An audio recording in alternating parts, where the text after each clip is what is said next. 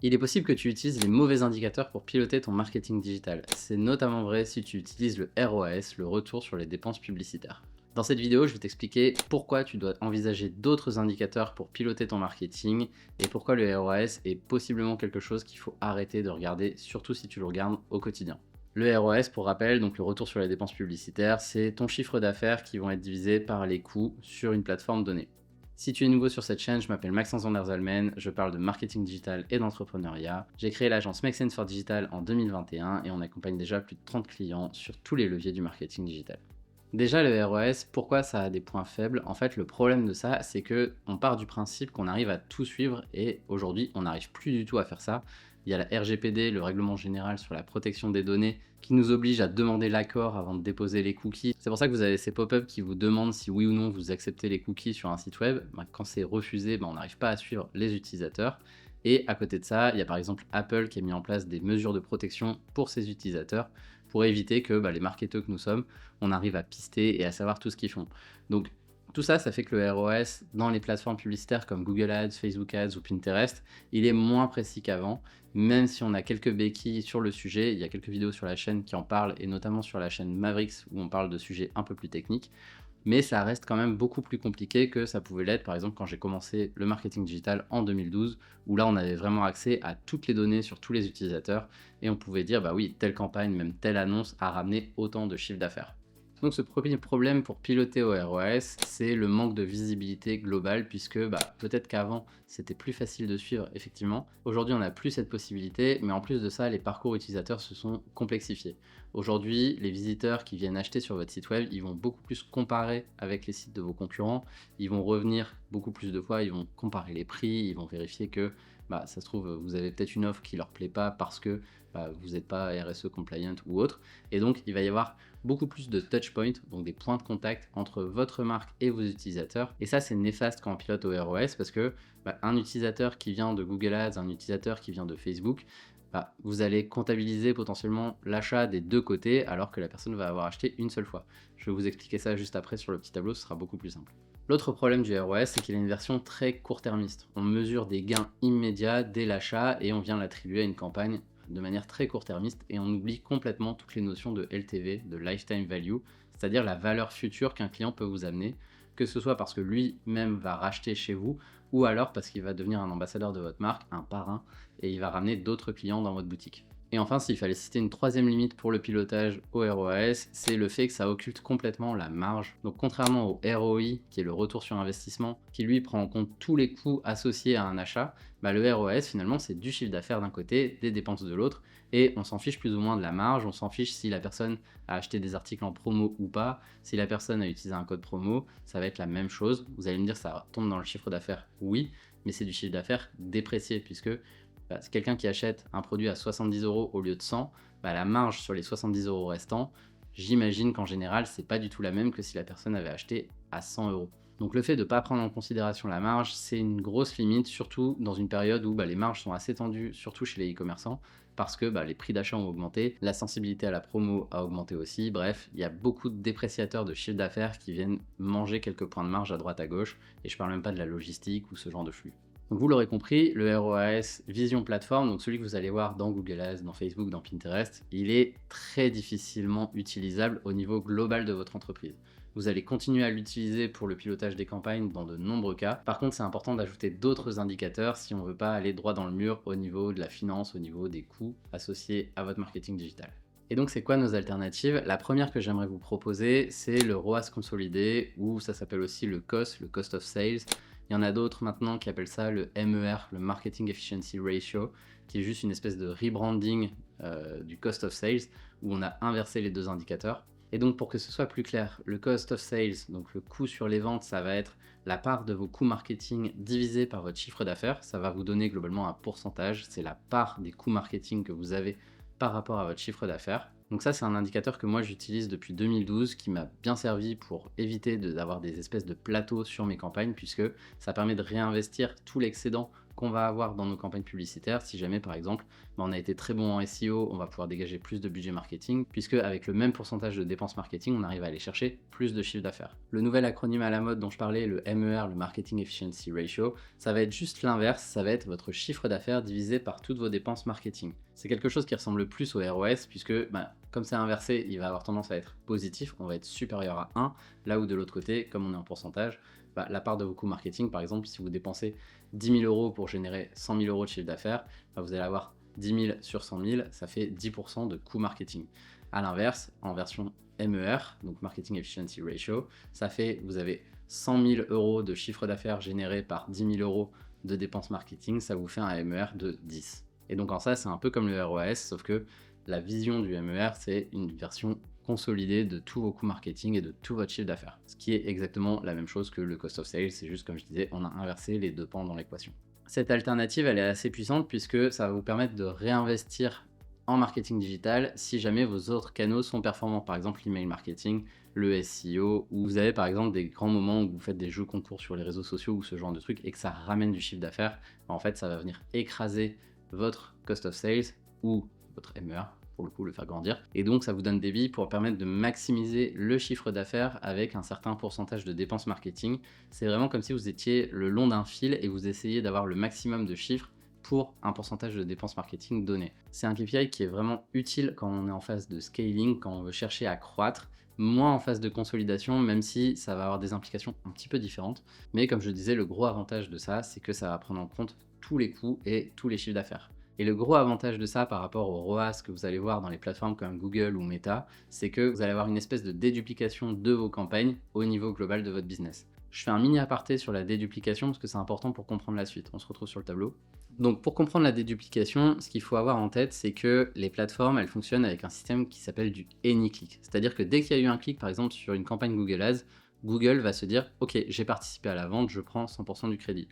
Idem, s'il y a eu un clic sur Meta, Meta va prendre en compte 100% du crédit.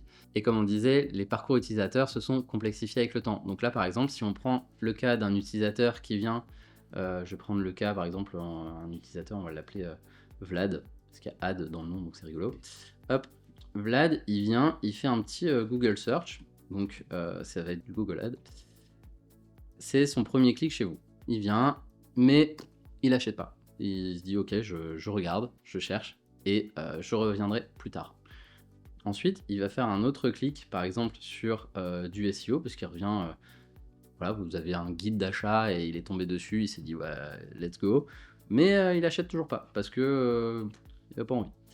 Ok, vous le reciblez avec du Facebook Ads, ou du Meta Ads si vous êtes moderne et que vous arrivez à dire Meta, et il achète toujours pas, le coquin.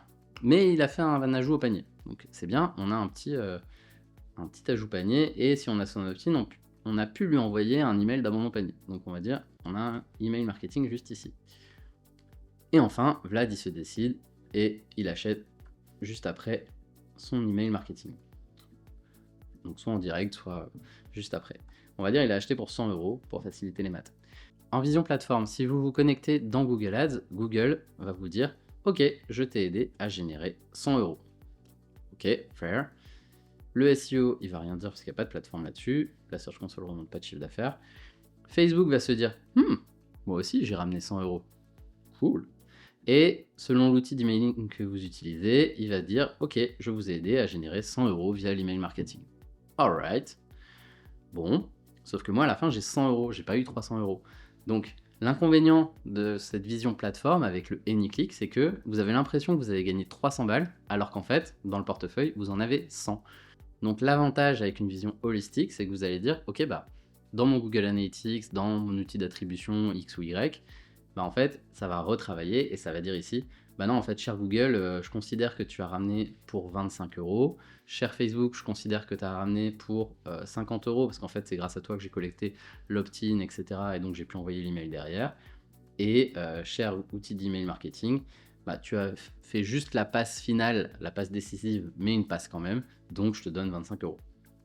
Et là, on retrouve bien nos 100 € et pas les 300. Donc l'avantage de cette vision consolidée, comme vous le voyez, c'est qu'on va éclater le chiffre d'affaires par levier. C'est assez imparfait, évidemment, on n'a plus une vision agnostique sur les données. Par contre, c'est hyper important de comprendre ça, Pourquoi? Parce que si vous regardez dans chaque plateforme indépendamment, vous allez avoir l'impression d'être super riche, alors qu'en fait, pas du tout. C'est juste qu'il y a de la surattribution. Et l'idéal, c'est de dédupliquer ce chiffre d'affaires, donc de le redécouper entre les plateformes. C'est ce qu'on peut faire avec le Cost of Sales Global ou le MER. Vous choisissez le terme qui vous convient.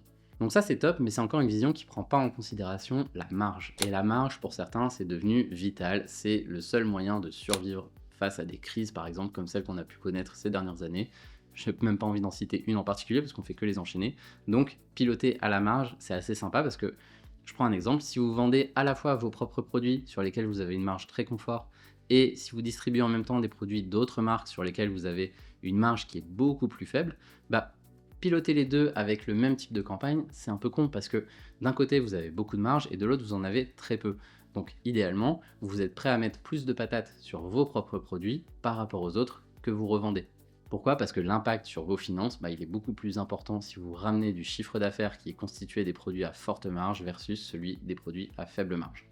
Je sais, ça donne l'impression d'être tout con, d'être vraiment maths niveau CM2, et pourtant, c'est quelque chose qui est encore très rare, ce fameux pilotage à la marge. Donc le petit acronyme qui désigne ça aujourd'hui, c'est le POAS, le Profit on Ad Spend, donc la marge sur les dépenses publicitaires, où on va tout simplement remplacer le chiffre d'affaires de notre calcul de ROAS, donc c'était chiffre d'affaires divisé par dépenses publicitaires si vous vous souvenez. Donc là on va prendre la marge en valeur, donc le volume de marge en euros, qu'on va diviser par les dépenses publicitaires. Et donc ça vous pouvez directement piloter vos campagnes avec, par exemple sur Google Ads ça se fait très très bien, c'est très pratique notamment dans les campagnes PMax. Vous pouvez aussi le faire sur Facebook, c'est un peu plus galère mais ça se fait aussi.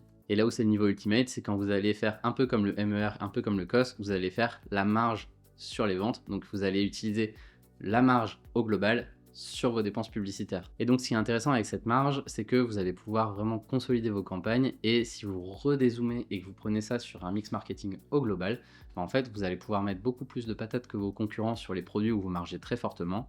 Et certes, vous allez sûrement moins vendre les produits où vous avez des marges dépréciées, mais normalement, si vous faisiez bien le taf, elles étaient déjà dépréciées dans des campagnes de type catch-all, un peu en mode filet de sécurité, qui sont là vraiment pour s'afficher, mais vous ne mettiez pas le même ROS en cible derrière. C'est juste que c'était un peu un jeu d'équilibriste à ce niveau-là, on n'avait pas la bonne donnée dans les comptes.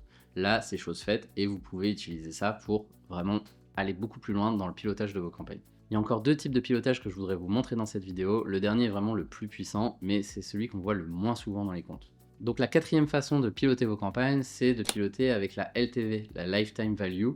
C'est par exemple si vous avez un business où il y a beaucoup de réachats. Si les personnes reviennent chez vous pour acheter une nouvelle version de leur produit, par exemple dans la cosmétique ça se voit beaucoup, les personnes vont revenir à intervalles réguliers pour acheter la même chose. Et donc la LTV c'est un sujet qu'on va retrouver à la fois pour ceux qui ont de la réoccurrence, donc comme dans le cas de la cosmétique, ou ceux qui ont de la récurrence si par exemple vous vendez un abonnement. Par exemple Netflix, vous payez la même chose tous les mois, c'est du récurrent et donc en fonction du nombre de mois où vous allez rester abonné, votre valeur client va augmenter.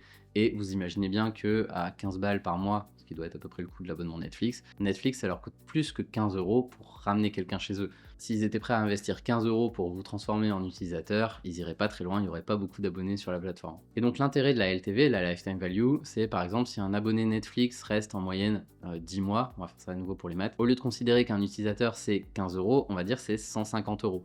Encore une fois, je pense que c'est pas les bons chiffres, mais ça vous donne une idée. Et donc, si vous générez 150 euros de chiffre d'affaires, c'est pas du tout la même chose que si vous avez 15 euros. Parce que 15 euros, comme on le disait, les efforts marketing seraient assez limités. Par contre, 150 euros, on peut commencer à s'amuser un peu plus. Et vous allez me dire, oui, on est encore une fois sur un niveau chiffre d'affaires, il n'y a pas de notion de marge. Oui, mais pour le coup, c'est du chiffre d'affaires projeté. Alors, c'est beaucoup plus risqué et il y a des impacts financiers derrière parce que votre LTV, il ne faut pas que ça baisse. Par exemple, si en moyenne, vous considérez que les personnes rachètent 2,7 fois sur 24 mois chez vous, si vous prenez en compte, ok, je vais faire 2,7 fois le panier moyen et ça va être le chiffre d'affaires sur lequel je me base pour mettre mon pourcentage de dépenses marketing, si demain les personnes achètent moins fréquemment chez vous ou si votre marque se casse la gueule ou d'autres choses, si on passe de 2,7 à 2,3 et que vous restez sur un pilotage à 2,7 fois le panier moyen, vous allez surestimer le chiffre d'affaires projeté. Et ça, c'est vraiment pas bon pour les finances. Notamment quand on sait que le problème de la LTV et de ce pilotage à la LTV dans les campagnes publicitaires, c'est qu'il y a un impact sur le BFR, le besoin en fonds de roulement. Donc c'est-à-dire le cash dont votre business a besoin pour vivre. Pourquoi? Parce que vos dépenses marketing, elles vont être à un moment donné. Par exemple, si on est en janvier, vous allez dépenser en janvier 10 000 euros pour aller chercher ces 100 000 euros dont je parlais.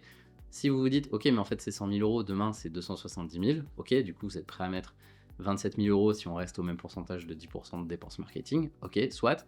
Par contre, les 170 000 euros fictifs que vous avez projetés, vous les avez pas encore sur le porte-monnaie. Par contre, les 27 000 euros de dépenses publicitaires, vous allez les payer au même moment que vous auriez payé les 10 000. La facture Google Ads, elle tombe avec le bon montant et vous n'allez pas dire à Google « Oui, mais attends, parce que c'est du chiffre d'affaires que j'aurai plus tard, du coup, je peux pas encore te le payer, tu vois, mais ça va arriver, etc. » Google, il en a un peu rien à carrer pour le coup. Donc vraiment, vigilance sur la finance. Moi, je vous invite toujours à être pessimiste sur cette notion de LTV. Par exemple, si vous avez ces 2,7 réachats dans le futur, mettez pas ça pour le pilotage de vos campagnes, mais mettez par exemple 1,5 ou même 1,9. Ce sera déjà plus puissant qu'aujourd'hui où vous faites un ratio de 1 pour 1. Et en même temps, ça ne vous met pas trop en danger par rapport à la finance et par rapport au risque de baisse de cette LTV dans le futur. Même si normalement, si vous gérez bien, par exemple, vos stratégies d'email marketing, la LTV, elle a tendance à augmenter. Et d'ailleurs, si ça vous intéresse, il y a une masterclass sur l'email marketing sur la chaîne, le lien est juste ici. Et donc vous allez me dire, oui, mais une fois encore, on est sur du chiffre d'affaires. Moi, la marge, ça m'intéressait vraiment beaucoup. Et c'est là le niveau ultimate, c'est le dernier KPI de pilotage, on va dire, dont je voudrais vous parler dans cette vidéo. C'est l'idée de piloter avec le LTGP, le Lifetime Gross Profit. Et là, c'est vraiment quelque chose de puissant puisque vous allez combiner à la fois les éléments du POS, donc le Profit on Ad Spend d'un côté, et les éléments de la LTV de l'autre. Et vous allez projeter, non pas du chiffre d'affaires, mais de la marge dans le futur. On en revient par exemple à ce 2,7 achats sur 24 mois que vous pourriez projeter dans les campagnes. Mais en fait, vous n'allez pas faire 2,7 fois le panier moyen. Vous allez faire 2,7 fois la marge moyenne par commande sur les achats que vous allez prendre en compte. Et donc, vous allez piloter à la marge avec de la marge future fictive. Et donc ça demande d'être très prudent à la fois en connaissant très bien ses niveaux de marge et aussi en connaissant très bien sa LTV et en voulant l'augmenter forcément avec les stratégies d'email marketing dont on parlait juste avant, les stratégies d'audience et ce genre d'éléments. Encore une fois, tout ça, vous retrouvez beaucoup d'éléments sur la chaîne. Abonnez-vous, petit clin d'œil au passage. Et donc par exemple, si aujourd'hui vous pilotez au ROAS en vision plateforme, que vous allez regarder directement dans Google, Facebook ou Pinterest, et que vous voulez passer au Lifetime Gross Profit, très bien. Par contre, il y a beaucoup d'éléments à prendre en compte au passage.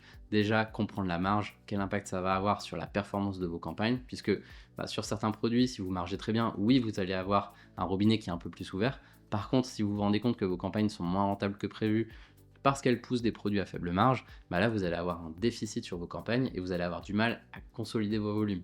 Donc là on commence à rentrer un petit peu dans la technique, j'ai pas envie de trop vous assommer avec ça, il y a déjà eu beaucoup d'infos à ce niveau-là. Si c'est le genre de technique qui vous intéresse, vous retrouvez en description de la vidéo mes ressources pour aller encore plus loin. C'est des ressources qui sont vraiment dédiées à l'amélioration de vos performances en marketing digital, quel que soit le type d'online business que vous avez, que ce soit du e-commerce ou de la génération de leads.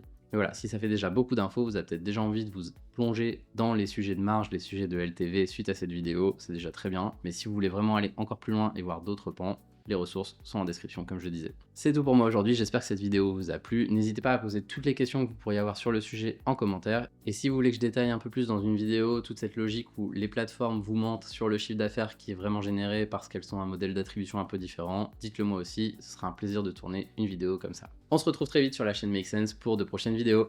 À très vite.